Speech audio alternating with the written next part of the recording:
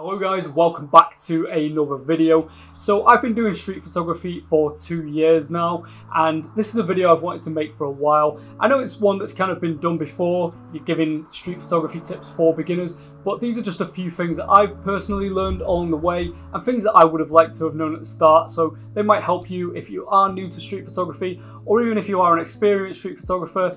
There might be some things that you've not thought of before, and hopefully that could help you too. So yeah, this is my 5 street photography tips for beginners. Let's get into it.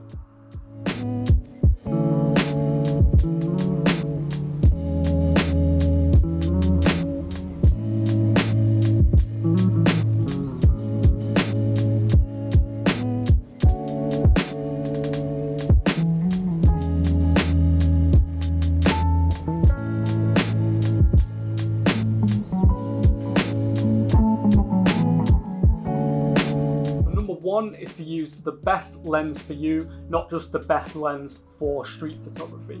So something I've been asked a few times in comments of my videos is what's the best lens for street photography, or what's the best lens for a beginner in street photography.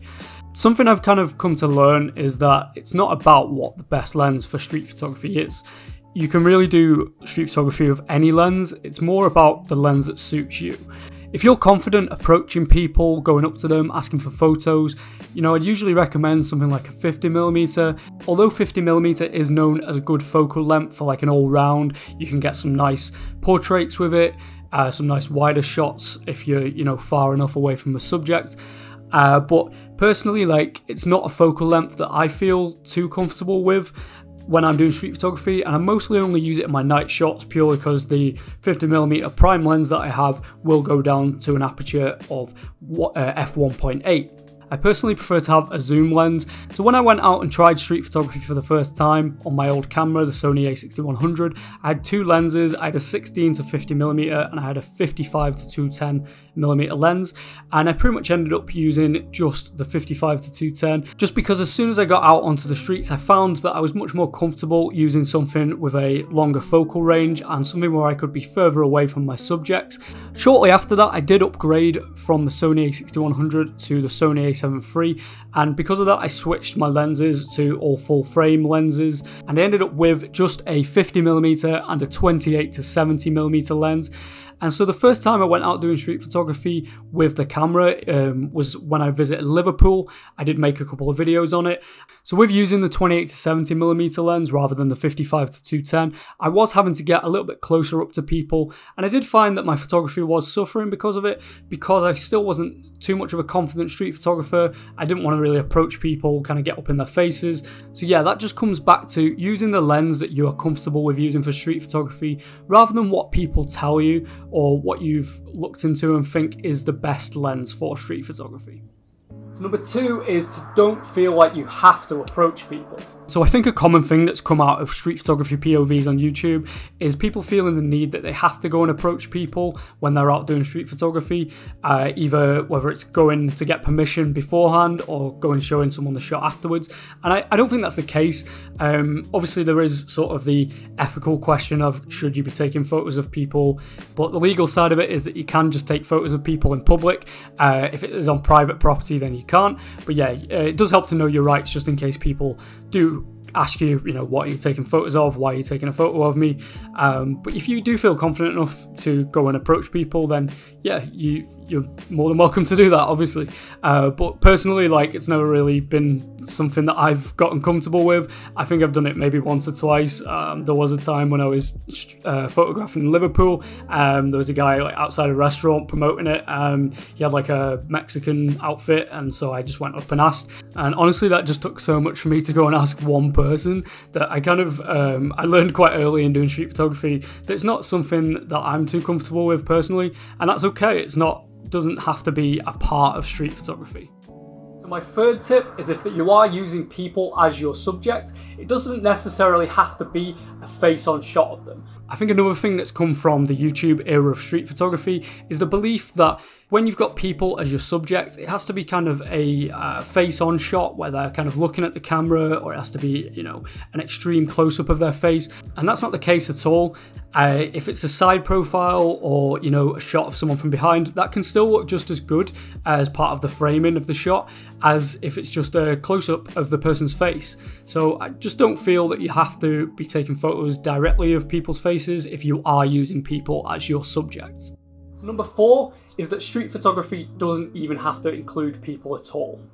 And leading in from my last point is that street photography doesn't necessarily even have to include people in it. If you find a cool location and you just want to get some cool shots of that, that's still street photography. Something that I'll commonly do is I'll find a cool spot or a location and I'll kind of wait for someone to walk through the frame. And it's not necessarily like the person is the subject in that case, it's more like the location is the subject that I'm looking for, but I just want to like add a little bit of life to it, so I wait for somebody to walk through the frame. So yeah, if you kind of just treat your locations or things that you see out and about as the subject and then let people add life to it rather than people being the subject, that's still valid street photography. So my last street photography tip is to know your location. Do your research before visiting a new city or town. It always helps to know the location that you're shooting in. So if I've not been to a city or a town before and I'm going to photograph it for the first time, I'll do a little bit of research about what the best locations will be. I'll usually go on like the location tag on Instagram and look for some cool spots that other people have found, maybe even look for YouTube POV videos. And I think that's one benefit of there being so much out there now, is there's so many videos on YouTube of people doing street photography. There's so many photos on Instagram of it that you can easily find locations. And I'll kind of usually just make a list in my head of like, okay, these are the spots that I want to go to when I go to this new city. Another good thing to do, especially if you're going to a big city and you don't know it, is make sure that you're not wandering into the more kind of dangerous areas of cities. All cities have them, there's sort of no doubt in that, so you just got to make sure that you're staying safe. It does help to remain in kind of the more touristy areas, although pickpockets and people like that will target those areas, so you just got to be aware of your surroundings and make sure you're staying safe while you're doing street photography. Something else I always look into when I'm going to a new city or a town is, are there any events on in the area? I find that like sort of events in the middle of a city, for example, when I did my video on the Chinese New Year celebrations in Manchester, I felt like I was just kind of blending into the crowd. There was a lot more photographers there who were kind of covering the event. It kind of just felt normal and natural to be there, and I didn't feel like people were sort of staring at me as much as I normally do when I'm doing my street photography. And so it was kind of nice to just blend in and be able to pick out the shots that I wanted to without feeling too conscious about being looked at. So thank you so much for watching. Hopefully there's something in this video that can help you if you are a beginner in street photography, or even if you are an experienced street photographer. Give it a like if there was. Let me know in the comments what your thoughts are, if there's any more tips that you've learned along the way that might be able to help people, something that I've missed out perhaps. And give the video a like if you did enjoy it. Please subscribe, go and check out some of my other work. Also go and give me a follow on Instagram and Twitter, where I post all of the shots from my videos. And go and check out my second channel, which I recently started just for film photography. Thanks again, and I'll see you next time.